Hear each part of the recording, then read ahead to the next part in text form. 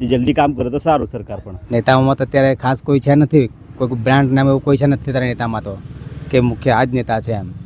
પણ હવે જે મહેનત કરશે એ ચોક્કસપણે જીતશે. હવે રોડ બધા એમ બી ખોદાઈ જ ગયેલા છે, કંઈ નથી રોડ. શિક્ષણ ખૂબ પાછળ છે આદિવાસી વિસ્તારમાં. શાળાઓ નથી, ઓરડાઓ નથી, પૂરતા શિક્ષકોની વ્યવસ્થા નથી, અને બીજું કે સ્વાસ્થ્ય માટે બી આદિવાસી વિસ્તારમાં બહુ તકલીફ છે. આસો સમય થઈ ગઈ પહેલેથી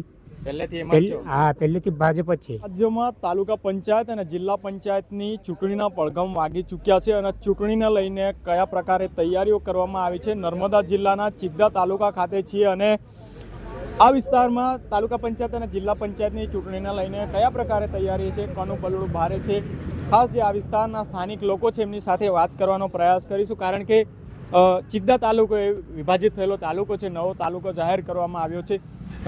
સૌપ્રથમ યુવા નેતા, યુવા આગેવાન જે પણ કહીએ એમની સાથે વાત કરીશું. શું નામ છે આપનું અને ખાસ જે ચૂંટણીઓ આવી રહી છે અત્યારે આ વિસ્તારની કઈ મુખ્ય મુદ્દાઓ, શું નામ આપનું?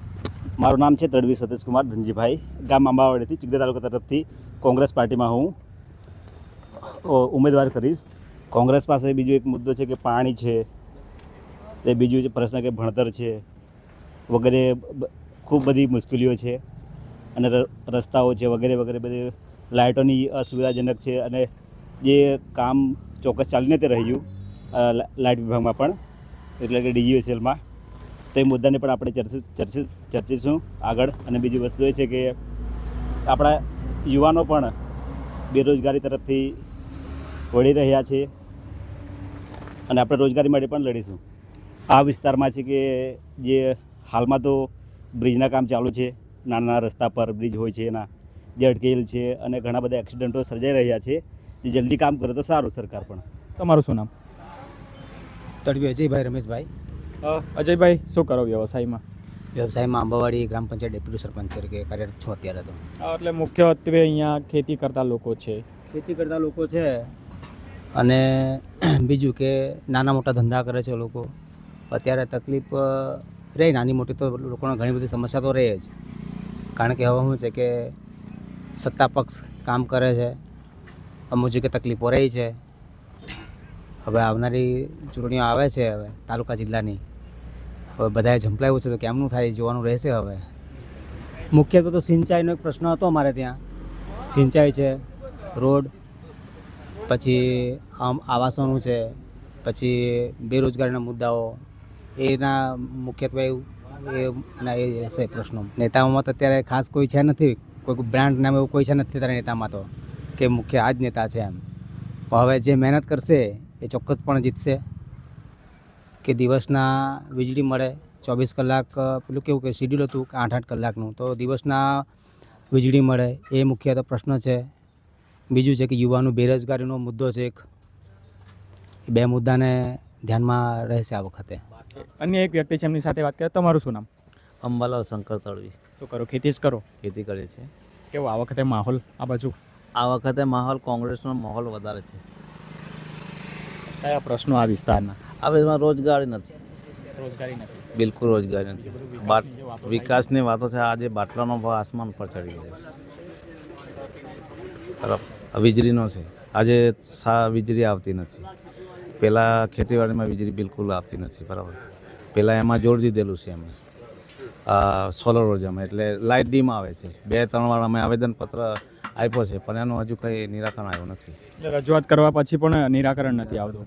બીજા કયા પ્રશ્નો આપણા વિસ્તાર? આટલા પ્રશ્ન છે આપણા ગામમાં. રોડ, રસ્તા, પાણીની સુવિધા કેવી? હવે રોડ બધા એમ બી ખોદાઈ જ ગયેલા છે, કંઈ નથી રોડ. નેતાઓ આવે છે ચૂંટાઈ ગયા પછી આપણા વિસ્તારમાં? એકવાર ચૂંટા જાય છે નેતા, પછી ફરીવાર આવતા જ નથી. શું નામ તમારું? કિશનભાઈ વસાવા. કિશનભાઈ, શું કરો વ્યવસાયમાં? હું ખેતી અને બિઝનેસ કરું છું. શેનો બિઝનેસ કરો છો અત્યારે? એગ્રોનું છે. એગ્રોનું. તો યુવાન છો, જાગૃત પેઢી છો, કેવું તમારા વિસ્તારમાં બધી રોડ રસ્તાને લગતી સુવિધાઓ કયા પ્રકારે છે? રોડ રસ્તાની સુવિધા તો ઠીક છે, પણ શિક્ષણને ખૂબ તકલીફ છે. શિક્ષણ ખૂબ પાછળ છે આદિવાસી વિસ્તારમાં. શાળાઓ નથી, ઓરડાઓ નથી, પૂરતા શિક્ષકોની વ્યવસ્થા નથી, અને બીજું કે સ્વાસ્થ્ય માટે બી આદિવાસી વિસ્તારમાં બહુ તકલીફ છે. કારણ કે જોવા જઈએ તો આટલા વિસ્તારમાં હોસ્પિટલો ક્યાં નજીકમાં મોટી છે નહીં. ગંભીર અકસ્માત થાય તો વિધિનમાં કલાકની અંદર જો વ્યક્તિને સારવાર પૂરી મળે તો એ જીવ બચે છે. પણ અત્યારે અમારી પાસે સારવાર માટે કોઈ સ્થળ જ નથી. અમારે સીધું બરોડા જવું પડે. અહીંથી બરોડા એટલે 2.5-3 કલાક થાય. 2.5-3 કલાકની અંદર વ્યક્તિ સારવાર નથી મળતી તો મૃત્યુ પામે છે. એવા રોજ હજારો એક્સિડન્ટોના કેસો જોવા મળે છે. એમાં એ જે સુરક્ષા અને સુવિધાના અભાવે લોકો મૃત્યુ પામે છે. અકસ્માતમાં તો થોડું નુકસાન થાય પણ ટાઈમસર સુવિધા ન મળે એના માટે લોકો મૃત્યુ પામે છે. ખાસ કરીને તાલુકા પંચાયત અને જિલ્લા પંચાયતની ચૂંટણી આવી રહી છે. આપના વિસ્તારમાં પણ ઘણા બધા પ્રશ્નો જેનું નિરાકરણ નહીં આવ્યું પડતર હશે, તો કેવા નેતા ગમે તમને આ વિસ્તારમાં? મને ચૈતર વસાવા જેવા નીડર વ્યક્તિ ગમે છે, જેઓ કોઈ પણ પ્રશ્ન હોય 18 વર્ણને સાથે લઈને ચાલે છે. આદિવાસી માટે જળ જંગલના જમીનના મુદ્દા માટે બોલે છે. કશું પણ વિદ્યાર્થીઓનો મુદ્દો હોય તો બી સડકથી લઈને સદન સુધી બોલે છે અને મુદ્દો ઉઠાવે છે અને તેને પૂર્ણ કરે છે. એવા નેતાઓની અમને જરૂર છે. ખાસ કરીને ચૈતર વસાવા તેડિયાપાડાના ધારાસભ્ય છે, જેમની કામગીરીને યુવા જે મિત્રો છે તેઓ બિરદાવી રહ્યા છે. પરંતુ એક વ્યક્તિ છે એમની સાથે પણ વાત કરીશું. શું નામ તમારું? સતીશભાઈ વસાવા. સતીશભાઈ, કેવું આ વખતે ચૂંટણી છે, શું કરવું વ્યવસાયમાં? આપણે તો મનસુખભાઈ છે ને. મનસુખભાઈ ચાલે? હા, કેમ મનસુખભાઈ ચાલે? આપણે તો પહેલેથી ભાજપવાળા છે એટલે પહેલેથી ભાજપ જ ચાલે. કયા કામો થયા તમારા વિસ્તારમાં? કયા કામો કર્યા મનસુખભાઈ? મનસુખવાળા બધું જ કામ કરે મારું.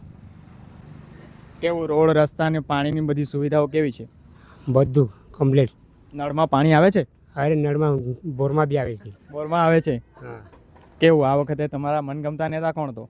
મારે તો એક જ ચાલે, વાડા જ ચાલે. એ જ ચાલે? હા. તો આ વખતે એમની સાથે છો એમ ને?